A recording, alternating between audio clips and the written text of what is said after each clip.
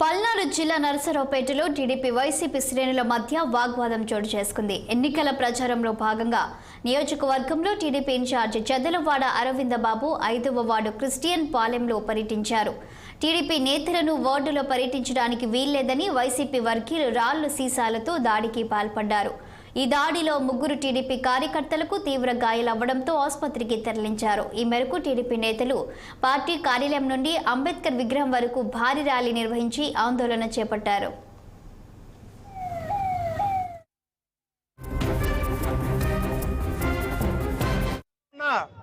ఈ అరాచక వైసీపీ ప్రభుత్వం తాను అధికారంలోకి వచ్చిన కాడి నుంచి కూడా కొట్టడం, కూల్చడం, తిట్టడం, కాల్చడం ఇదే పరంపర కొనసాగుతుంది. అదేవిధంగా రాష్ట్రంలో కూడా ఎంతో కాలంగా ఈ అరాచక ప్రభుత్వం కోడికెత్తి డ్రామాలు ఆడింది, బాబాయ్ కొట్టిన డ్రామా ఆడింది. ఈ అరాచక ప్రభుత్వం పరిస్థితి మన రాష్ట్ర ప్రజలందరూ గమనిస్తున్నారు. ఈ ప్రభుత్వంలో ప్రతి ఒక్కరి మీద దాడి చేయడం, ప్రశ్నించడం వాళ్ళ మీద అరాచకం చేయడమే ఈ ప్రభుత్వ విధి విధానంగా ఉంది. అలాగే మొన్న నరసరావుపేట అసెంబ్లీలో బీజేపీ నాయకుడు నా మీద కూడా దాడి చేయడం జరిగింది.